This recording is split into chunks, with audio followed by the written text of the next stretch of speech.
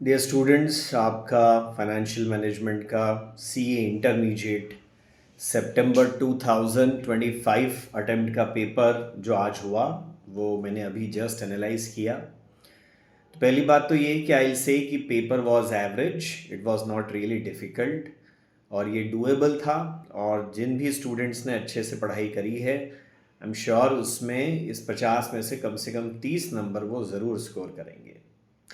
लेकिन अब थोड़ा अगर डिटेल में एनालिसिस करूँ मैं इस पेपर का, तो एक बात मैंने ऑब्ज़र्व करी है कि आईसीएआई के पेपर सेटर्स आजकल हर पेपर में कुछ नया करने की कोशिश ज़रूर करते हैं कि ऐसे क्वेश्चन बना दें जो आरटी पे में नहीं हो, एमटी पे में नहीं हो, स्टडी मटेरियल में नहीं हो, किसी के नोट्स में भी ना मिले, अलग कुछ कर दें। तो मैं बार बार क्लास में बोलता हूँ कि वो जब भी अलग करने की कोशिश करेंगे तो ले दे के वो एक ही चीज़ करेंगे, कुछ मिसिंग फिगर्स होंगे, कुछ रिवर्स कैलकुलेशन करने पड़ेंगे।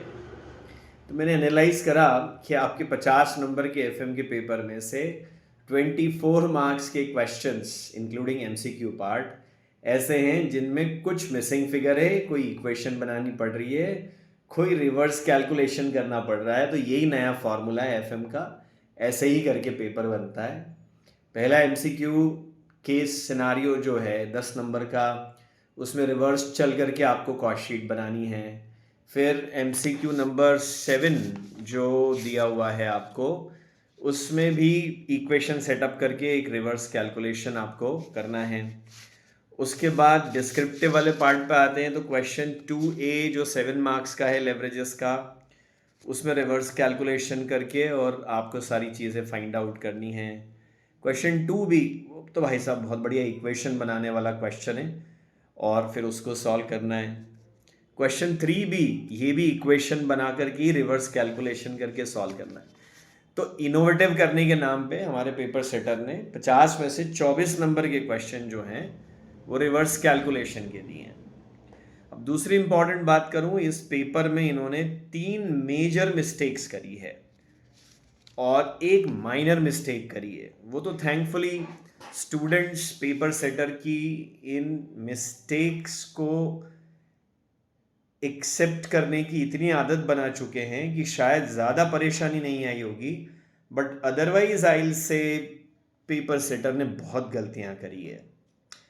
सबसे पहले जो 10 नंबर का केस सिनारियो 1 है, उसमें उन्होंने वर्किंग कैपिटल स्टडी मटेरियल में, खुद स्टडी मटेरियल में वर्किंग कैपिटल का फॉर्मूला दिया हुआ है cost of production divided by number of cycles.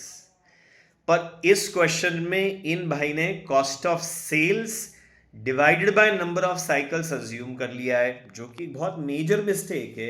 अगर कोई स्टूडेंट एग्जाम के 3 घंटों में कंफ्यूज हो जाए तो उस बेचारे का बहुत टाइम खराब हो जाएगा और वो कोई दूसरा क्वेश्चन या फिर एसएम का कोई पार्ट छोड़ना पड़ेगा उसको। ये एक बड़ी मिस्टेक है। जब खुद स्टडी मटेरियल बोलता है cost of production upon number of cycle, और अगर आप पेपर में अज्यूम कर रहे हैं cost of sales upon number of cycle, तो आपको स्पेसिफाई कर देना चाहिए, जो कि आपने स्पेसिफाई नहीं किया। बुरी बात की ऐसा करके। फिर डिस्क्रिप्टिव वाले पार्ट में अगर हम आते हैं तो क्वेश्चन नंबर 1B में एक माइनर मिस्टेक है। उसमें बोलते हैं operating expenses are 4,80,000। Ratio analysis का क्वेश्चन है। रेशो एनालिसिस में जब आप ऑपरेटिंग प्रॉफिट कैलकुलेट करते हैं ना, तो इंटरेस्ट और टैक्स दोनों माइनस करने के बाद ऑपरेटिंग प्रॉफिट कैलकुलेट होता है रेशो चैप्टर में।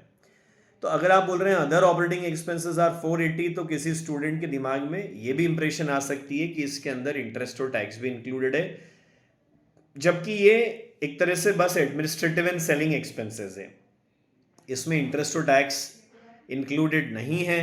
क्वेश्चन मेकर को ये बात क्लियरली बोलनी थी बट वो नहीं बोल पाए। क्वेश्चन मेकर को बहुत अच्छा एक्सपोजर होना चाहिए टीचिंग का, तो वो जाके वो समझ सकते हैं, और कम्युनिकेशन स्किल उनकी बड़ी स्ट्रांग होनी चाहिए, नहीं तो वो बहुत मिसकम्युनिकेट करते हैं।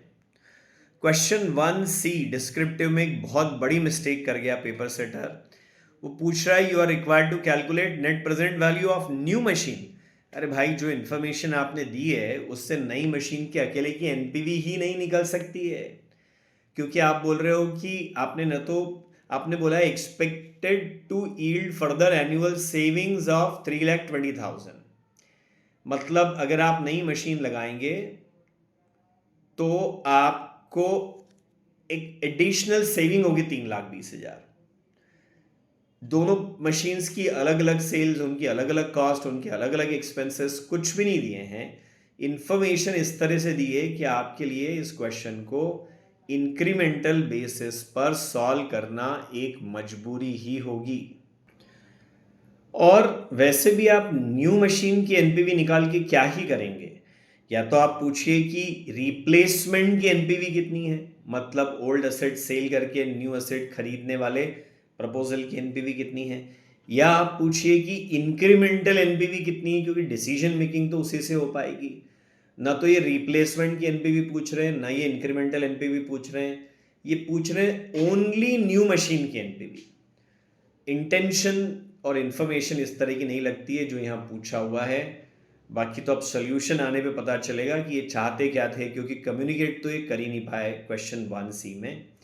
मेरी ओपिनियन इसमें ये बनती है कि स्टूडेंट को इंक्रीमेंटल एनपीवी निकाल करके भी दे के आनी चाहिए थी, क्योंकि इंफॉर्मेशन इसी तरह से दी हुई है। फिर इसके बाद क्वेश्चन नंबर 2B, ये जो एक रिवर्स कैलकुलेशन का क्वेश्चन है, जिसमें आपको रिटेंशन रेशो को x मान के, या कह दो कि डिविडेंड पे आउट रेशो को x मान करके सॉल्व करना पड़ेगा। इस क्वेश्चन का आप सोल्यूशन तभी कर पाएंगे जब आप अज्यूम करें कि इस क्वेश्चन में जो अर्निंग दी है 5 लाख रुपए, वो अर्निंग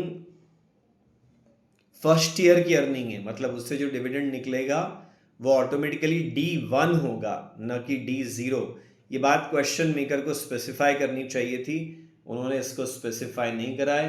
एग्जाम के 3 घंटे के प्रेशर में स्टूडेंट के लिए ये बात काफ़ी कंफ्यूजिंग साबित हो सकती थी। तो ये कुछ गलतियां हैं, बट आई एम श्योर आपने पुराने इतने अटेम्प्ट के क्वेश्चन में गलतियां देखी है, तो शायद आपने ये सब सोल्यूशन सही किया होगा। सोल्यूशन भी मेरे पास रेडी है, बट वो मैंने बहुत ही रफ नोटिंग करी है। एक बार मैं उसको फेयर कर लूँ, फिर वो भी आपके साथ शेयर करूँगा। All right, thank you.